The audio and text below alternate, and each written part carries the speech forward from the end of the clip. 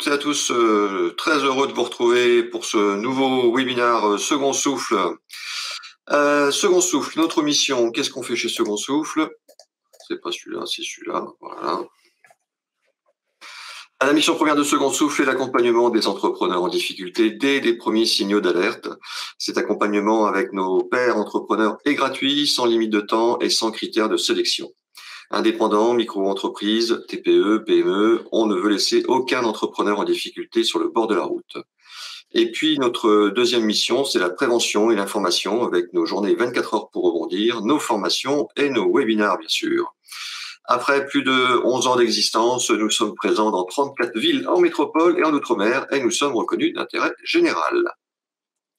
Voilà, pour ceux qui ne connaissent pas encore cette plateforme de visioconférence dédiée au webinaire, vous avez donc sur la partie droite deux onglets, l'onglet chat pour discuter entre vous, entre nous, l'onglet questions pour poser vos questions, et posez bien vos questions dans l'onglet questions s'il vous plaît, sinon on va les perdre dans le chat. Oui, je vous regarde vite fait, il y a déjà plein de bonjour dans le chat, donc les questions vont disparaître sinon, hein. Et puis, vous avez un souci technique, vous avez une icône en bas à gauche. Et puis, dernière chose, vous pouvez mettre en plein écran pour mieux voir, avec les icônes en bas. Et vous pouvez également réagir. Alors, réagir, c'est quoi? C'est envoyer des petits émoticônes, comme ceci. Voilà, des bravos, des j'aime, des pouces levés, etc. Et voilà, donc aujourd'hui... Merci pour les émoticônes. J'ai le plaisir d'accueillir Emmanuel Sommer. Bonjour Emmanuel. Bonjour William, bonjour à chacun, bonjour à chacune. Voilà, pardon. Non, aujourd'hui donc la sophrologie, est-ce un outil précieux pour les entrepreneurs? La réponse est oui, mais comment ça marche? La réponse est oui, et vous parliez justement Second Souffle, association pour accompagner les entrepreneurs. Et ben on va parler d'accompagnement spécifique pour les entrepreneurs pendant 1 heure. Donc je me présente, je suis Emmanuel Sommer, je suis sophrologue, certifiée RNCP, et je me suis spécialisée sur l'oncologie, les maladies chroniques, maladies graves, accidents et deuil, mais j'interviens pour tout type de problématiques, pour tout type de clientèle. Alors le programme aujourd'hui, on va le préparer en 4 temps. D'abord, qu'est-ce que c'est que la sophrologie ? Quels sont les domaines d'application, et plutôt large au départ, et puis ensuite bien concentré sur les entrepreneurs, et les différents types d'entrepreneurs. En quoi la sophrologie peut vous aider avant de vous lancer en tant qu'entrepreneur, et puis comment la sophrologie peut vous aider pendant la vie de l'entrepreneur et de l'entreprise. Et en résumé, on terminera avec les clés du succès, la conclusion et les questions, s'il y en a. Voilà. Bienvenue à vous. Faut pas hésiter à me dire de passer les slides, hein, Emmanuel. Hein, parce que D'accord, pardon. Tu les connais beaucoup plus que moi. Bon, alors la suivante, direct. Ça, c'était le programme. Voilà. Donc, la sophrologie, les définitions. Alors, je vous ai remis quelques définitions que j'ai trouvées dans des dictionnaires. Voilà, vous êtes capable de trouver ça partout. On a parlé de sophrologie la première fois en 1960 par le professeur Alfonso Caicedo, qui était un neuropsychiatre colombien, et qui a défini une science visant l'harmonisation de la conscience. Alors, ça paraît des grands mots et un peu compliqué comme ça. En fait, lui le définissait en disant que la sophrologie a pour but la prise de conscience, la réactualisation et l'optimisation des ressources individuelles à partir d'un état de détente profonde.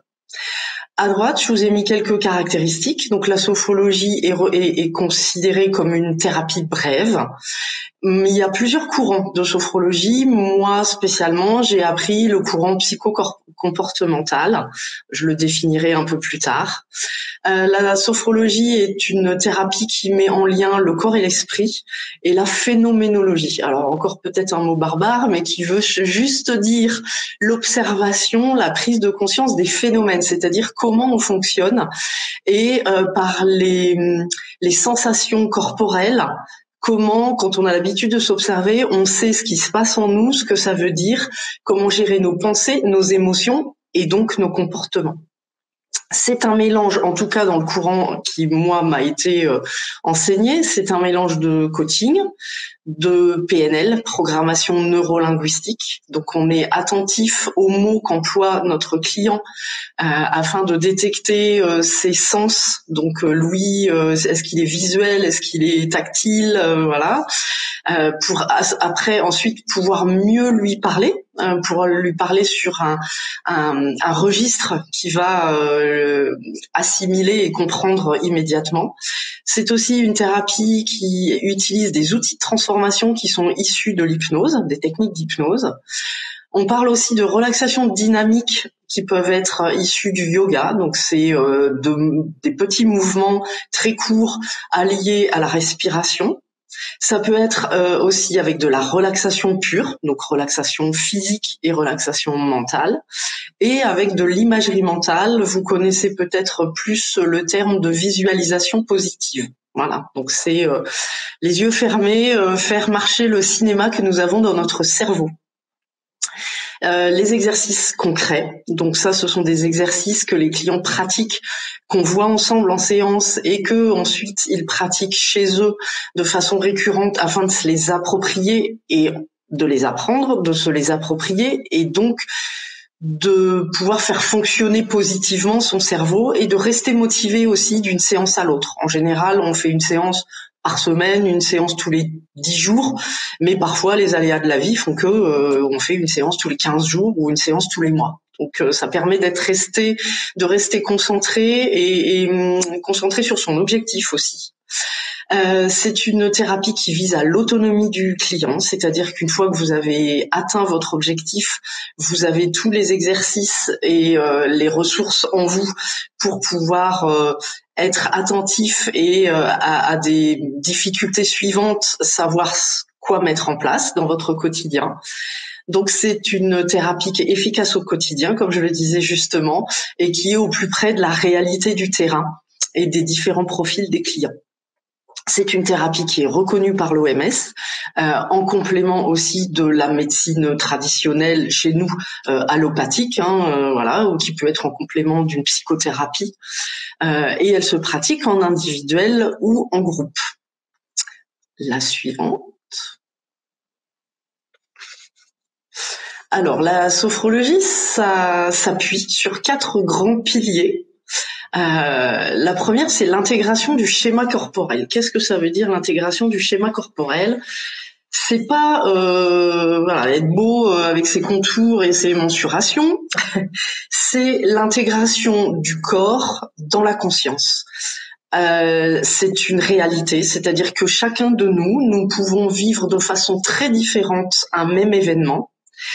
Cet événement suscite forcément des émotions, des ressentis corporels. Si je vous parle de boule au ventre, de nœud à la gorge,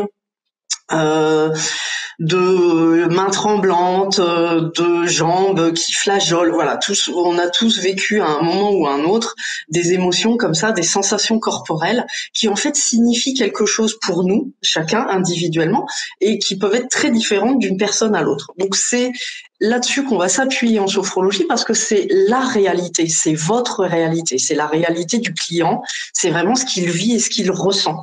Ce sont des données sensorielles et en fait, le but de l'intégration du schéma corporel, c'est d'avoir une représentation unifiée de son corps et ainsi pouvoir amener à la conscience le fait que dans telle circonstance, je ressens telle sensation corporelle et que donc pour moi, ça veut dire que je suis en colère, que je suis triste, que j'ai telle ou telle émotion et ces émotions-là vont générer un comportement. C'est donc toute la partie observation des phénomènes, donc le terme de phénoménologie dont je parlais tout à l'heure. Donc cette conscience de ces émotions qui vont induire des attitudes et des comportements, on peut en amener le contrôle. Donc l'intégration du schéma corporel permet de connaître finalement le corps que je suis et de comprendre le corps que j'ai. Voilà. Donc si je comprends le corps que j'ai à un moment donné, je peux l'interpréter et savoir que pour moi, ça représente telle et telle chose, et donc ça s'intègre dans le corps que je suis. Ça permet aussi de remettre le corps au centre de notre fonctionnement d'une manière générale, parce que le corps est donc la base aussi de notre vie psychique. Donc on est aussi souvent dans des sociétés où on mentalise beaucoup, on analyse, on décrypte, voilà, mais on ne laisse pas forcément la place au corps. Et ça, Caicedo a vraiment tenu à remettre le lien du corps et de l'esprit et remettre le corps à une place importante, parce que finalement la perception que nous avons de notre monde, de notre entourage, de l'autre et de nous passe par notre corps, par nos 5 sens et nos émotions. Donc c'est apprendre à observer ses ressentis corporels, ses pensées et ses émotions. C'est donc une vision réaliste et c'est là-dessus qu'on va s'appuyer, nous, en tant que thérapeutes, pour être collés au mieux, sans jugement et avec bienveillance, à ce que vit réellement le client. Ça nous donne aussi, avec cette connaissance du corps et de ses sensations, aussi la connaissance de nos limites. Donc ça aussi, parfois, on sait pas mettre les limites, on va jusqu'au bout, on tire sur la ficelle. Là, je reprends vraiment aussi pour les entrepreneurs, c'est vraiment une chose importante. Donc là, cette connaissance permet également de remettre ses limites et ensuite de pouvoir peut-être, en tout cas, en avoir conscience soi-même et après peut-être pouvoir les exprimer d'une manière accueillante et non agressive et non violente. Donc ça remet finalement le corps dans un contexte global de la personnalité. C'est un apprentissage qui se fait de façon progressive sur quelques séances et notamment pour moi en tout cas avec ce que j'ai appris dans le début de l'accompagnement. Le deuxième pilier, c'est la loi de la réalité objective. C'est-à-dire que une fois qu'on a observé comment on fonctionne à l'intérieur de son corps, on est aussi capable, avec la relaxation qu'il y a en début de séance, une relaxation physique et mentale, on est capable de prendre du recul par rapport à ces perceptions, aux choses. On essaye la réalité objective, veut dire que face à un certain événement où on a débordé d'émotions, où peu importe qu'on soit mis à crier, à pleurer, enfin bref, quelque chose d'assez excessif, finalement, une fois qu'on est en mode relaxation, avec un corps immobile, une respiration calme, et ben finalement, l'esprit est capable lui aussi de prendre du recul, d'analyser les faits de la situation tels qu'ils sont. Et à partir du moment où on regarde les faits sans jugement, l'esprit peut alors faire ce que j'appelle moi un pas de côté pour, au lieu de rester focalisé sur cette réaction, cette émotion qui ont été fortes et violentes, de pouvoir se dire que finalement, peut-être qu'on peut avoir dans ses ressources, et on a certainement dans ses ressources, une manière d'analyser les faits et de finalement avoir un comportement beaucoup plus adapté. Et là, on glisse, et j'ai glissé doucement sur le point numéro 3, qui est le principe d'action positive. Donc, je résume un petit peu. Le schéma corporel, on va apprendre à écouter les sensations du corps et à comprendre ce qu'elles signifient pour moi, mes sensations à moi. Ensuite, avec une relaxation physique et mentale relativement profonde, on va pouvoir se défocaliser un petit peu de la situation émotionnelle et pouvoir l'analyser de façon plus objective et de façon plus calme, plus sereine. Et alors notre esprit est capable de faire un pas de côté, de voir la situation autrement et de voir dans nos ressources, dans chacun nos ressources individuelles, comment on peut positivement avoir une réaction adaptée, donc une action positive. C'est un petit peu le principe de l'action positive, c'est aussi le résumé de voir le verre à moitié plein plutôt que de le voir à moitié vide. Se focaliser sur ce qu'on peut faire de façon positive pour avancer plutôt que de voir et de buter, de focaliser en permanence sur finalement des choses sur lesquelles on n'a aucun pouvoir. J'entends par là les événements extérieurs, j'entends par là les autres, les comportements des autres. Je peux pas forcément changer les comportements des autres. Par contre, si moi, mon attitude à moi change et devient positive, leur retour et leur réaction va être également différente. c'est aussi le principe de l'action positive, c'est prendre conscience aussi de ce qui est bon pour moi. C'est-à-dire que aujourd'hui, on parle aussi beaucoup de pression sociale, de dire pour être bien, il faudrait être comme ça, pas s'énerver dans telle circonstance, pas ceci, pas cela. Et plutôt que d'être dans le pas, c'est finalement moi, je prends conscience de ce qui est bon pour moi et je vais le cultiver. Voilà, si j'ai besoin de prendre quelques grandes respirations avant éventuellement de dire à quelqu'un ce que tu me dis là me touche énormément, mais me touche de façon violente. Si tu permets, on en reparlera un autre jour parce que là je me sens très en colère et c'est pas le moment justement d'exploser parce qu'on va pouvoir dire des choses qui vont dépasser de loin nos envies ou l'affection qu'on a pour la personne. Voilà, c'est de se dire moi maintenant je sais ce qui est bon pour moi, je sais comment le dire. On réglera ce point-là plus tard, on en reparlera quand moi je serai émotionnellement calmée. Et le dernier principe, c'est le principe d'adaptabilité. Donc c'est d'abord pour le thérapeute, entre les séances, de savoir accueillir à chaque séance le client dans sa disposition. Entre deux séances, il peut s'être passé tout un tas de choses, des choses futiles, mais aussi des choses graves. Personnellement, moi, je me souviens de quelqu'un qui est arrivé en séance dans un état émotionnel complètement perturbé, voilà. Mais en fait, il venait d'avoir un accident de la route, alors pas grave, mais un accident de la route, la voiture était cabossée, etc. 1 heure avant la séance. Donc comment moi je dois accueillir cette personne, forcément je dois m'adapter, même si j'ai prévu mes séances, je sais ce que je vais lui faire, ce que je vais lui dire, je suis bien obligée de m'adapter à l'état émotionnel dans lequel arrive la personne. Donc ça, c'est l'adaptabilité dans l'accueil du client. C'est aussi l'adaptabilité dans le suivi et dans le protocole.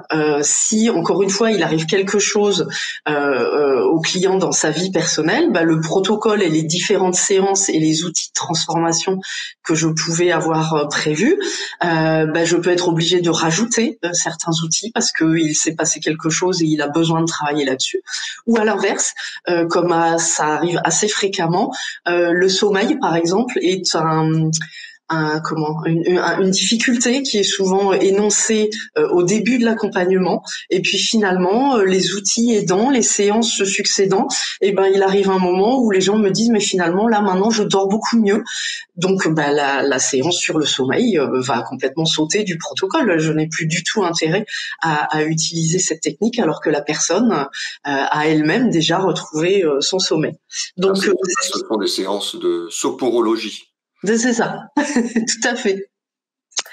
Donc voilà, c'est garder le positif dans l'adaptabilité, rester au plus près de l'objectif du client, quelles que soient les difficultés rencontrées, savoir s'adapter et à la personne et à son protocole, coller, comme je disais tout à l'heure, à la réalité du terrain, voilà, et aux différents profils des clients. Et en même temps, ça, c'est ce qui permet d'avoir un protocole complètement personnalisé. Complètement individuel et personnalisé, même en imaginant 2 clients pour ma part qui viendraient avec le même objectif, avec la même difficulté, je n'aurais certainement pas, et j'en suis absolument sûre, je n'aurais certainement pas les mêmes protocoles, le même nombre de séances, les mêmes déroulés des séances. Voilà, j'espère que ces piliers de Sophro vous aident. Comment se déroule une séance ? Moi, j'ai des séances d'1 heure, 1 heure et quart. Donc, il y a tout d'abord une petite 5 minutes pour savoir l'état émotionnel de la personne, si on se connaît déjà, l'état émotionnel. Ensuite, on va faire 1 ou 2 exercices de relaxation dynamique. Comme je vous disais tout à l'heure, ça prend 5 minutes. C'est un mouvement physique qui peut être réalisé quelles que soient les conditions physiques de la personne. Là, c'est aussi des exercices qui sont entièrement adaptés. Donc, quel que soit l'âge, quelle que soit la condition physique, c'est entièrement personnalisé. Donc ça reprend 5 minutes à peu près. Et ensuite, la personne va s'installer dans une position absolument confortable et agréable dans laquelle elle va pouvoir rester immobile ou même changer un petit peu de posture. Et là, on va attaquer la relaxation physique d'abord. Ensuite, la relaxation mentale. donc intellectuelles, avec des visions positives, qui vont faire en sorte que la personne va se retrouver dans un état de bien-être profond. Et une fois que ça c'est atteint, donc c'est ce que moi j'arrive à percevoir aussi avec l'expérience en visuel.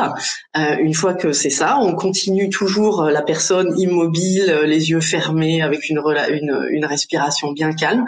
On commence à travailler les outils de transformation. Donc je parlais tout à l'heure d'outils qui peuvent être issus de l'hypnose.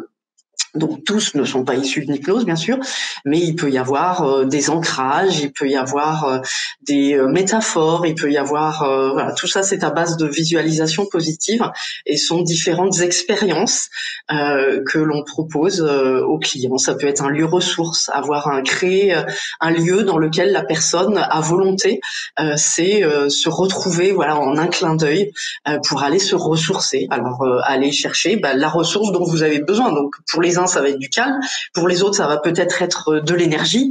Voilà, chacun encore une fois on met les outils de transformation complètement personnalisés en fonction de ce dont a besoin la personne. Un autre principe aussi, je l'ai pas noté, mais qui est celui que vous avez en vous déjà toutes les ressources. Et le thérapeute n'est là que pour vous accompagner. C'est bien pour ça qu'on parle d'accompagnement. Moi, je prends souvent l'image d'apprendre à un enfant à traverser la route. Donc, on lui prend la main, on lui montre qu'il faut regarder à droite, puis regarder à gauche. On traverse avec la personne. Et puis après, normalement, la personne est autonome pour pouvoir faire. Alors, on peut l'aider à faire le chemin du retour, éventuellement, revoir un petit peu rapidement la procédure, regarder à droite, regarder à gauche, voilà, et puis se lancer sur le passage piéton. Et en fait, après, la personne dispose de son accès à ses ressources. Voilà. Donc, on est juste un guide, juste une personne sur laquelle vous pouvez vous appuyer pour juste. Moi, je remontre le chemin d'accès à vos ressources. Alors moi, personnellement, c'est pour ça que j'ai appelé mon entreprise Active Sophro, parce qu'en fait, c'est juste réactiver des ressources que vous avez en vous.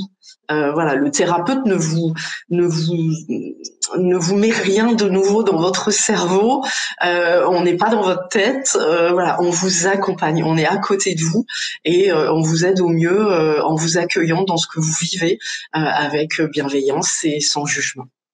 Voilà, tu peux passer la slide suivante. Ouais, donc la séance se passe comme chez un psy ou un thérapeute. Oui, c'est ça, c'est à peu près ça. Après, moi, je pratique beaucoup en visio, donc grâce ou à cause du Covid, chacun y mettra le terme qu'il veut, mais j'interviens aussi même pour des Français résidant à l'étranger. Donc en fait, le vidéo suffit. Pardon ? Même pour la première séance ? Non, alors oui, si, ça arrive, parce que quand ils sont à l'étranger, on n'a pas le choix. Mais la première séance qu'on appelle l'anamnèse est une séance un peu particulière, puisqu'elle est plus longue. Elle dure pas 1 heure et quart. C'est 1h30, 2h et demie, parfois 3 heures, mais bon, au-delà de 2h30, après c'est difficile et pour le client et pour le thérapeute. On va retracer tous les domaines de vie et voir un petit peu. En fait, c'est une manière de vous connaître au mieux parce que nous avons tous une histoire unique et différente. Et pour que je comprenne et que j'accueille vraiment le client dans ce qu'il est, j'ai besoin de connaître à minima, mais quelle a été un petit peu son enfance, comment il était à l'école, les relations qu'il pouvait avoir avec ses frères et sœurs ou pas, les parents ou pas les parents, les grands-parents. Voilà, on dresse des profils et on va s'attarder là où on sent qu'il y a effectivement des difficultés, des choses à travailler. Et en fin d'anamnèse, la personne est capable de déterminer son objectif. Et là, clairement, on est sur un objectif SMART. Donc pour ceux qui savent ce que ça veut dire, mais je le reprécise pour ceux qui éventuellement n'en auraient pas entendu parler, un objectif SMART, ça se veut un objectif spécifique, donc personnalisé, adapté à la personne, mesurable. Donc ça veut dire que les gens seront capables de voir dans leur vie quotidienne s'ils ont atteint leur objectif, parce que quelque chose dans leur comportement, dans leur manière de ressentir, d'être émotionnellement touché va être différent. C'est aussi un objectif qui va être atteignable. Alors on parle aussi d'ambitieux, mais en tout cas faut qu'il soit atteignable. Ça sert à rien d'avoir un objectif qu'on n'atteint pas. C'est le meilleur moyen d'être frustré ou déçu.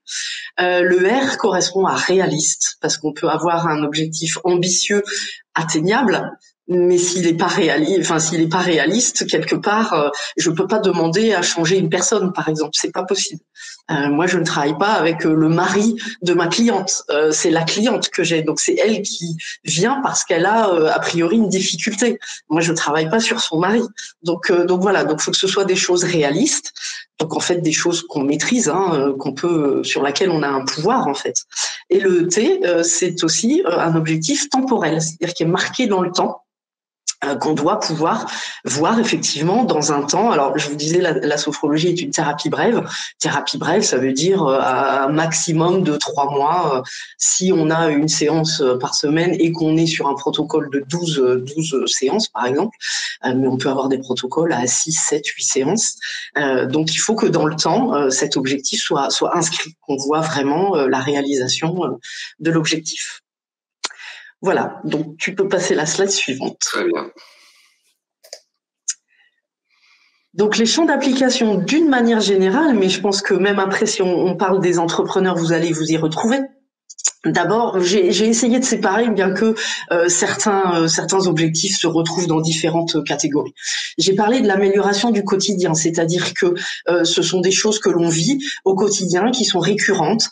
Donc j'ai noté la douleur, le stress, gérer l'anxiété, les angoisses, des insomnies, des symptômes physiques, la confiance en soi, le courage, des dépendances affectives, savoir communiquer, augmenter sa créativité, savoir se concentrer, mieux mémoriser, travailler sur les addictions, les phobies, voilà, et aussi apprendre tout simplement parfois à se détendre, à se relâcher, à savoir lâcher prise, prendre du recul, se défocaliser sur une difficulté.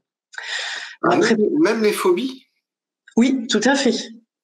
Comme on a des techniques qui sont issues de l'hypnose et que je pense aujourd'hui que chacun sait que l'hypnose traite les phobies, on peut par la sophro traiter effectivement des phobies. Ouais.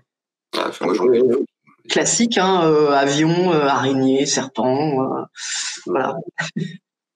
Des phobies aussi dues à des suites, la phobie de prendre la voiture quand on a déjà eu des accidents, par exemple. Voilà, oui, bah c'est encore une fois des états émotionnels qui dévient sur le psychique, qui fait après qu'on a peur, etc.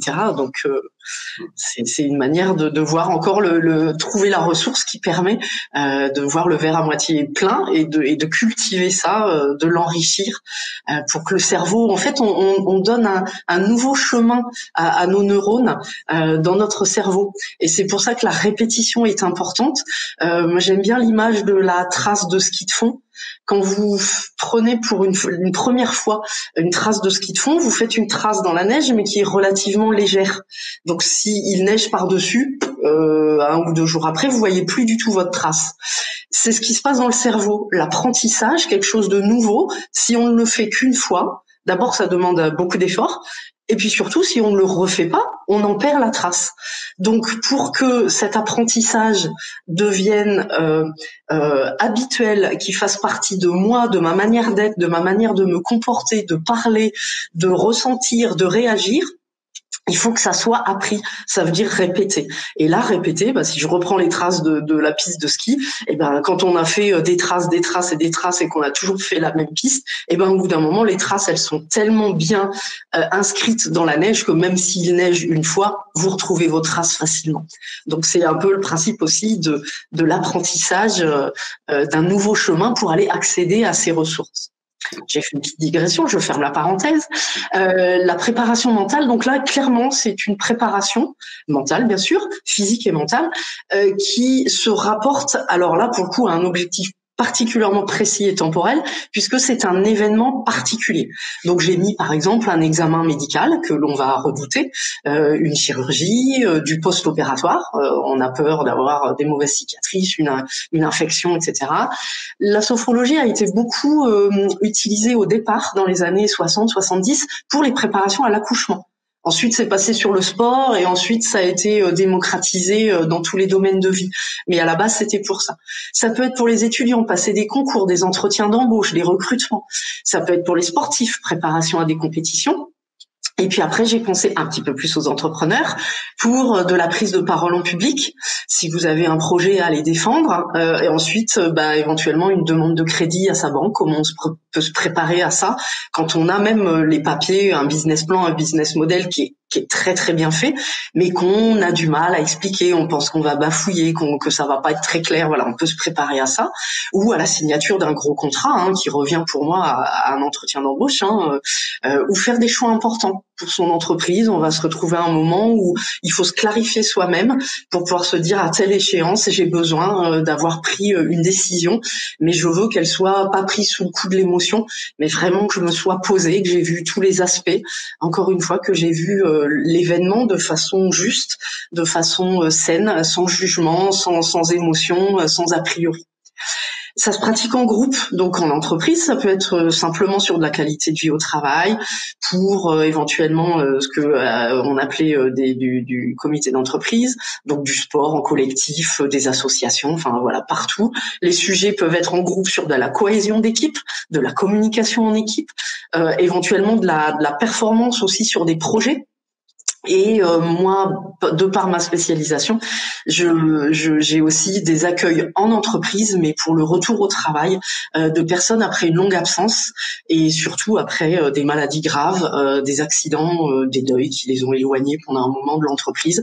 Et l'entreprise, on sait que ça bouge très vite et le retour au travail peut parfois être compliqué. Voilà. Ça permet d'augmenter sa créativité, augmenter son bien-être, la relaxation, le bien vivre ensemble.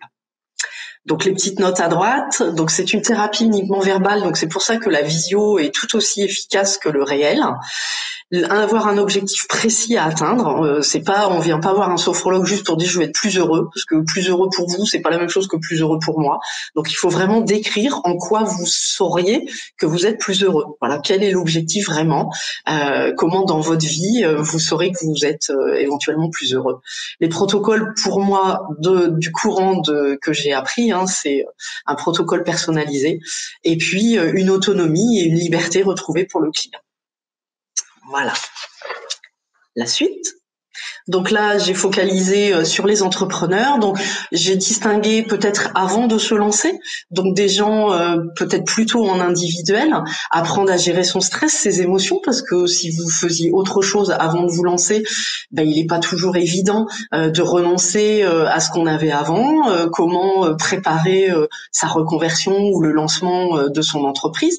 Comment dépasser ses blocages et ses peurs. Comment prendre des décisions, encore une fois, en pleine conscience et pas sous le coup de l'émotion, se connaître, donc ça fait partie des premières étapes, des premières séances, se responsabiliser aussi, savoir que si on n'avance pas et que c'est de la faute des autres, et quelque part à nous de focaliser sur ce sur quoi on a du pouvoir, qu'est-ce qu'on peut changer dans sa manière d'être, dans sa manière de communiquer, pour faire en sorte que les autres finalement nous renvoient quelque chose de différent.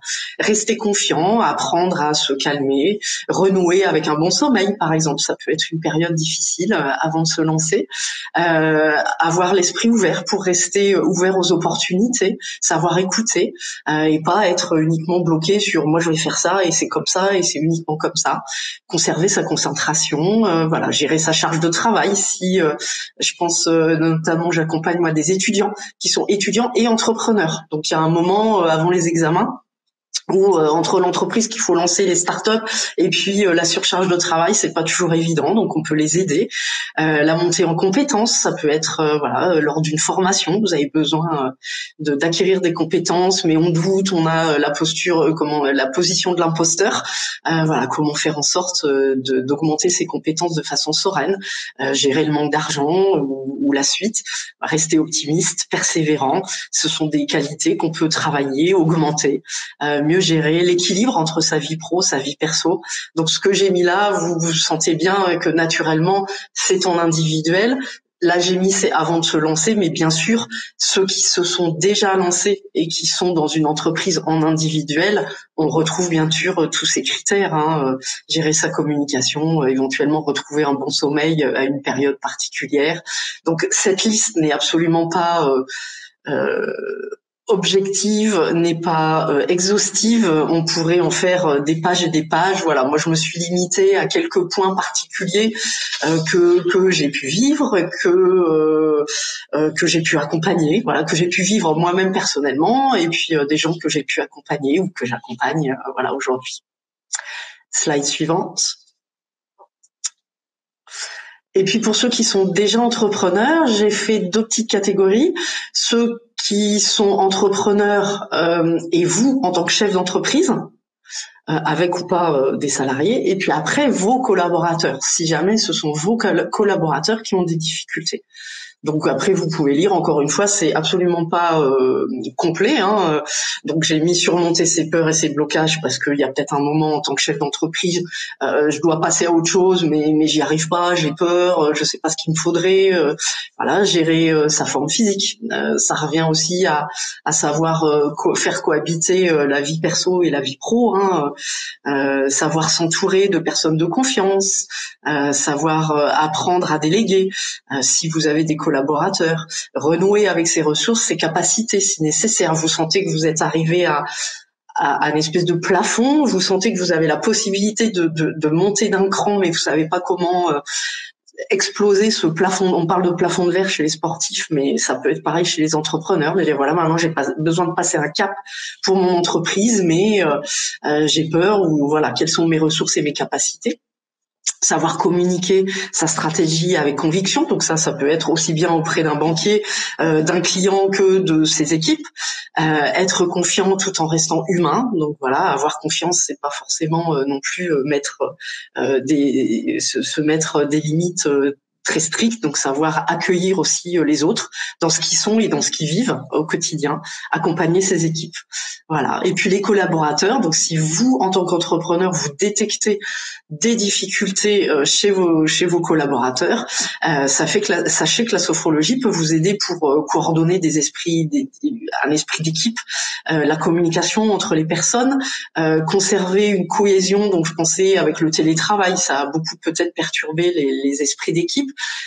Quelqu'un qui est malade, donc qui est absent pendant longtemps, un départ, là j'entendais un départ à la retraite par exemple, donc quelque chose de tout à fait heureux pour la personne qui s'en va, mais dans des petites entreprises, chacun étant un maillon extrêmement important de l'entreprise, un départ peut être difficile à vivre pour les collaborateurs restants et aussi pour l'entrepreneur.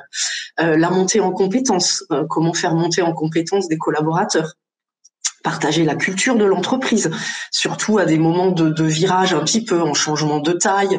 Si vous avez acheté une nouvelle entreprise, comment l'intégrer, donc comment faire que la culture d'entreprise reste harmonieuse, et pour les nouveaux arrivants et pour ceux qui sont avec vous dans l'aventure depuis un moment. Régénérer de la motivation, recentrer sur les ressources, augmenter la communication, garder un cap, voilà, savoir traverser des périodes difficiles que vous vivez et qui sont liées à l'extérieur, sur lesquelles vous n'avez pas de prise, hein, la concurrence, un marché, les matières premières, les fournisseurs, les cibles, un rachat, une réglementation, enfin bref, j'ai cité quelques sujets, mais encore une fois, la liste peut être très longue. Donc à chacun d'y mettre ses sujets. Slide suivante. Donc les clés du succès d'un bon accompagnement, si je devais résumer, le client, il faut une motivation personnelle à changer. Bien sûr, si vous avez des blocages à tout changement, c'est pas la peine de venir, puisque vous-même vous bloquerez le chemin d'accès et de retrouver ce chemin visant à retrouver vos ressources et vos capacités, tout votre potentiel. Si vous-même il y a un blocage, voilà, il vous faut une motivation personnelle déjà à la base, à vouloir changer. Comment, on sait peut-être pas encore, mais en tout cas à vouloir changer. Un objectif clair et précis à atteindre. Donc même si vous ne l'avez pas avant d'aller à la première séance de sophrologie, peu importe, c'est au sophrologue aussi de vous guider pour vous trouver votre objectif clair. Avoir confiance en son thérapeute, ça c'est particulièrement important. Moi, je sais que personnellement, après cette première séance d'anamnèse, je demande toujours à mes clients s'ils se sentent en confiance avec moi et s'ils sentent que je suis la bonne personne pour les accompagner ensuite sur le chemin, voilà, qui va nous lier pendant quelques séances. L'intentionnalité des exercices. Je vous ai parlé des petits exercices alliés à un mouvement avec de la respiration. Souvent, moi, je demande à ce qu'ils soient pratiqués les yeux fermés, simplement pour que on mette l'intention. Donc, qu'est-ce qu'on veut obtenir en faisant ce geste et avec cette respiration? La répétition pour ancrer les apprentissages, comme je vous le disais tout à l'heure, reprenant la piste de ski, faire quelque chose une fois dans sa vie, c'est pas comme ça qu'on apprend à savoir le faire. On a peut-être réussi à le faire. Parfait, mais s'il fallait le faire et le refaire pour que ça devienne naturel, là, il y a que la répétition qui est capable de nous amener ça. Donc c'est pour ça que je vous ai mis assiduité et persévérance, entre parenthèses, trace dans la neige, si ça peut vous rappeler le petit clin d'œil. Et de la part du thérapeute, clairement de la bienveillance, du non-jugement, de l'adaptabilité, la confidentialité bien sûr, puisque en tant que thérapeute, nous sommes soumis au secret professionnel et à un code de déontologie. Donc normalement chaque école applique ou les chambres syndicales. Moi je suis inscrite à la chambre syndicale de la sophrologie qui a également un code de déontologie. Donc ça c'est important à savoir pour vous. Voilà. Slide suivant. Merci William. Donc là, en conclusion, pour moi, la sophrologie donc est absolument une thérapie brève adaptée aux entrepreneurs, aux autres également, mais bien entendu aux entrepreneurs avec ce que vous vivez vous personnellement et dans votre entreprise, donc les deux étant dans la même personne. Encore une fois, voilà, on dit qu'il faut essayer de laisser la vie perso quand on rentre dans ton bureau ou laisser la vie pro quand on va rentrer à la maison. Je suis d'accord avec le principe, sauf que nous sommes un seul cerveau dans un seul corps et que forcément il y a un moment tout ça s'imbrique et ce que l'on vit dans une des vies peut avoir des conséquences dans l'autre. Vous reprenez le pouvoir, c'est une manière de reprendre le pouvoir sur vous-même, de redevenir donc acteur de votre vie ou de votre parcours de soins pour les gens que j'accompagne pendant leur parcours de maladie. Vous évoluez vers finalement une meilleure version de vous-même et vous renouez avec vos ressources et vos capacités. Voilà. Donc les solutions sont déjà en vous et donc réactivez vos ressources. Voilà. Je vous remercie beaucoup pour votre attention. Il nous reste un peu de temps, donc je laisse la place aux questions s'il y en a. Et comme je l'avais proposé à William, si jamais il n'y avait pas de questions, moi je vous propose pour les gens que ça intéresse, une petite relax de 5-10 minutes. Voilà. Donc je suis à votre écoute maintenant. Oui, il y a beaucoup de personnes qui s'attendaient à avoir à tester la sophrologie aujourd'hui. Alors, c'est pas possible. Il y a le secret professionnel. Oui, puis une séance se construit avec un exemple typique en groupe, par exemple. Là, comme il y a plein de gens qui nous écoutent, si je fais une visualisation positive de promenade en forêt avec les petits oiseaux, etc., ça va sûrement plaire à plein de gens. Et puis ça va sûrement plaire aussi à plein de gens, déplaire, à plein de gens. Il y a des gens qui se sont peut-être perdus en forêt, qui ont peut-être des fois eu peur en forêt. Donc comment je peux espérer vous mettre dans un état de bien-être mental et physique et psychique alors que je vais vous inviter à voir déjà des visions que vous n'aimez pas. C'est pas possible. Donc après il existe des astuces, mais moi je sais quand je pratique en groupe, j'ai toujours un petit questionnaire qui n'est absolument pas personnel, mais juste savoir vous préférez la forêt, vous préférez la mer. Si c'est la mer, est-ce que c'est une mer, l'Atlantique avec de l'énergie dans les vagues. La mer, l'Atlantique, c'est pas la mer, c'est l'océan. C'est l'océan, mais voilà, si c'est de l'eau. Il y a une grosse différence entre l'océan et la mer. Tout à fait, oui. Mais en même temps, est-ce que c'est exotique, il fait 35 degrés, vous êtes sous un palmier, sous un cocotier, ou est-ce que il fait juste 20? Voilà. Donc, en fonction des personnes, on peut pas avoir une visualisation précise. Donc, moi, je peux pas utiliser des mots précis pour faire des visualisations sur des gens qui peut-être vont être complètement réticents à l'image que je vais pouvoir essayer d'évoquer. Donc, par contre, de la relaxation, ça marche. Très bien. Quels que soient les gens. Voilà. De toute façon, aujourd'hui, c'est la journée du cerf-volant. C'est ça. Oui. Avant Pâques, pour les gens qui connaissent les plages de Berck, les championnats du monde de cerf-volant. Oui, enfin aujourd'hui, je crois qu'on peut faire du cerf-volant partout en France. Hein, mais... Oui. Alors, la question que j'allais poser moi, mais Véronique te la pose. La présentation super intéressante. Alors, quel est le budget à prévoir, s'il vous plaît? Alors, en accompagnement individuel, parce qu'en groupe, c'est très varié, parce que ça dépend si c'est du ponctuel, si c'est du récurrent une fois par mois, une fois par semaine, voilà, en groupe ou en individuel. Donc là, je fais des devis adaptés.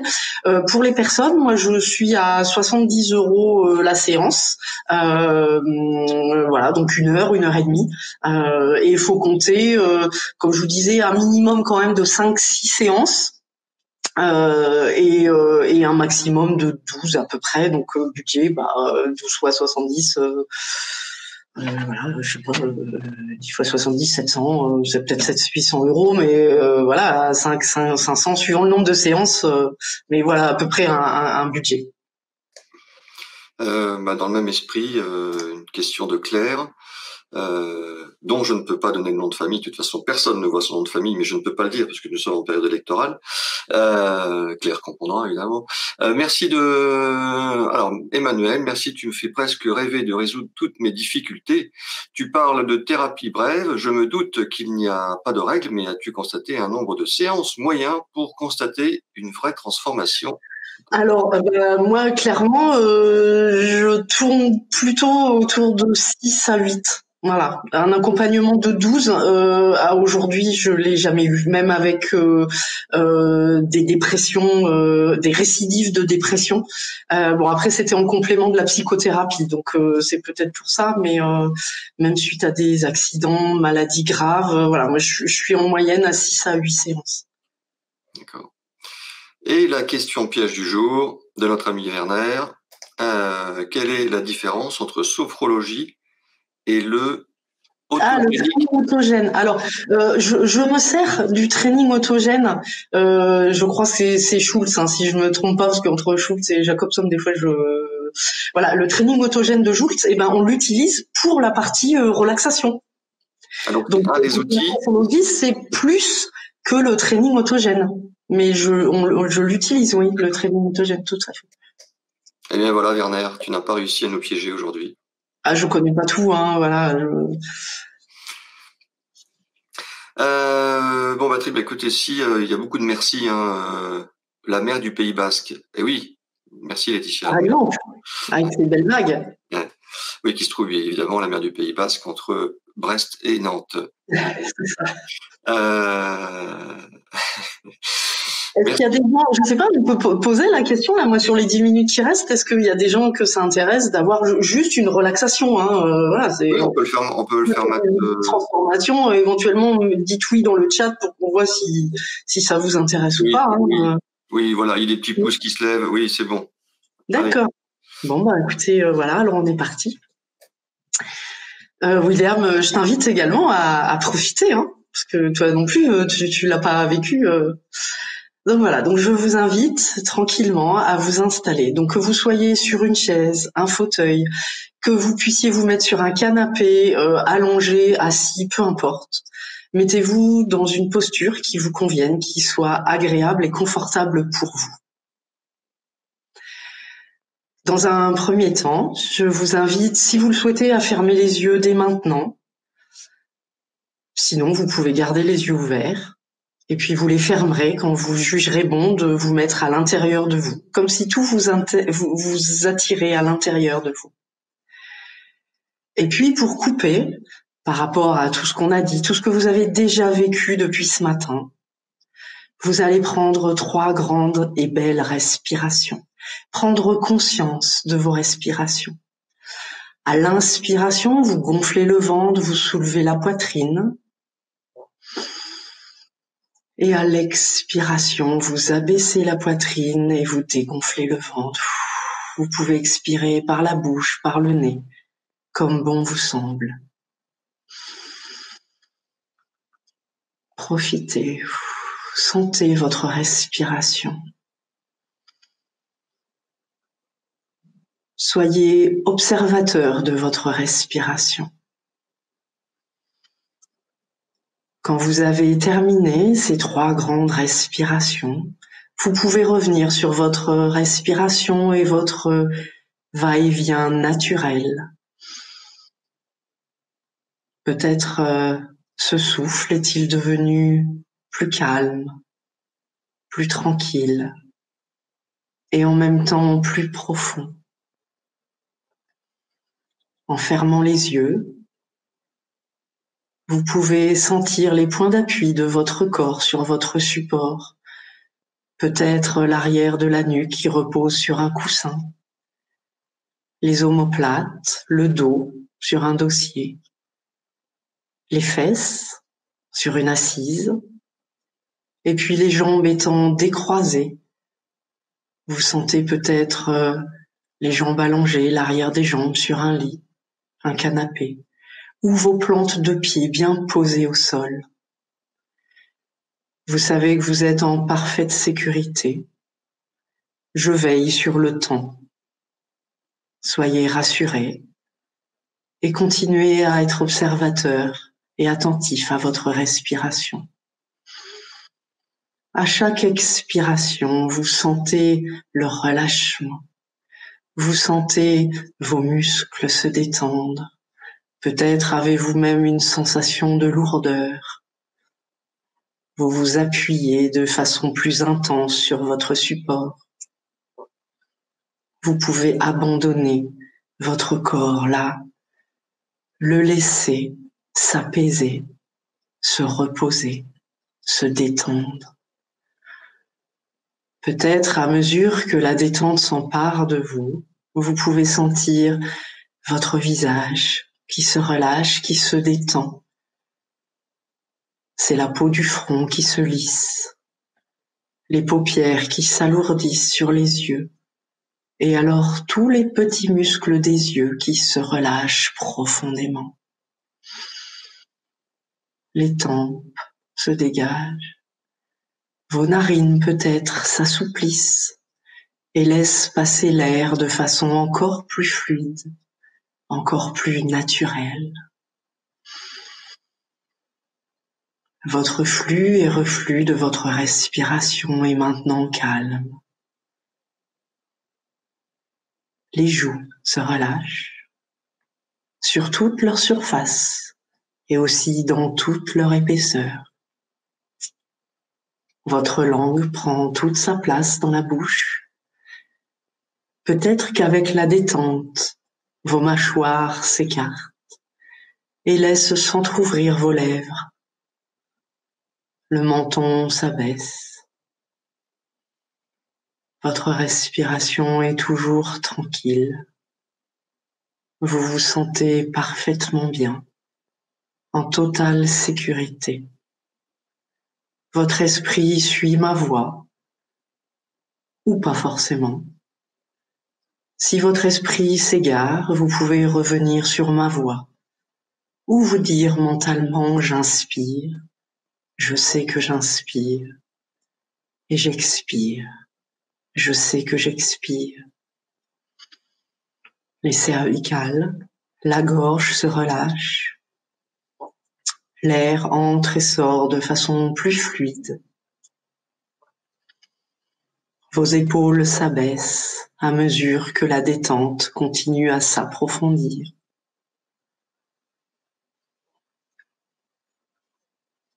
Vous vous sentez parfaitement bien.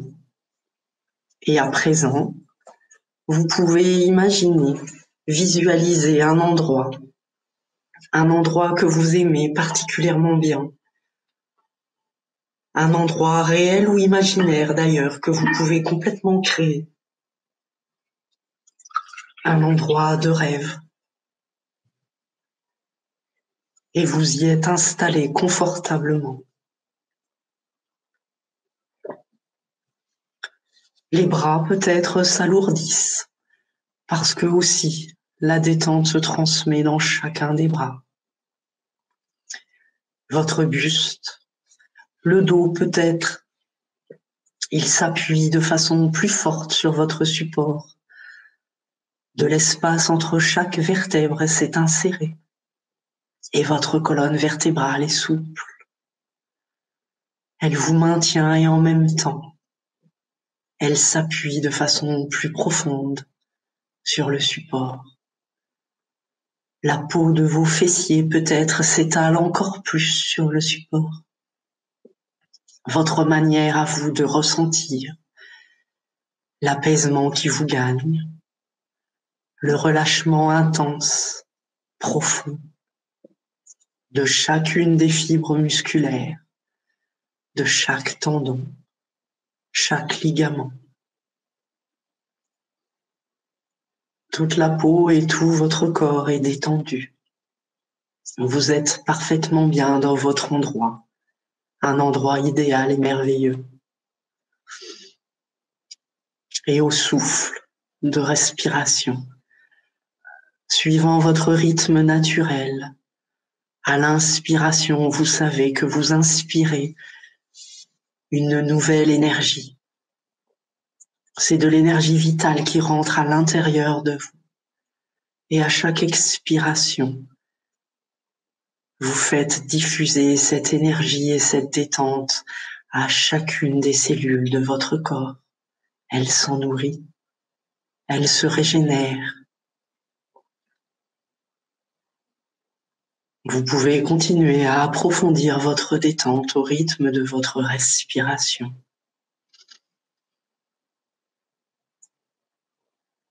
Quelques secondes encore, immobile, installé confortablement, juste à l'écoute de vos sensations corporelles et du va-et-vient de votre souffle.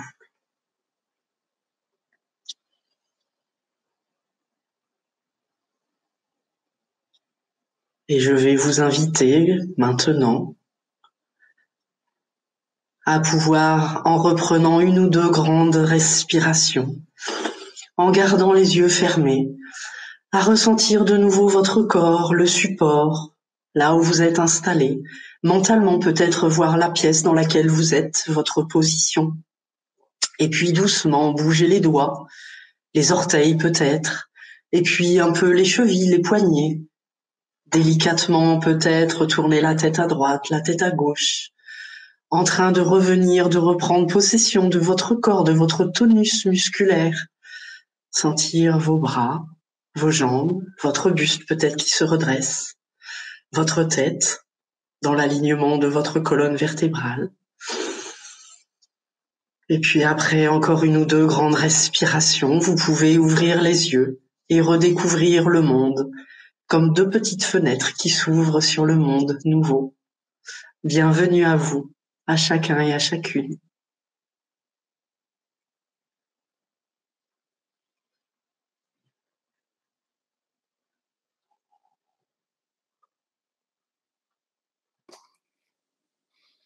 Bon, j'étais pas forcément très très bien installé.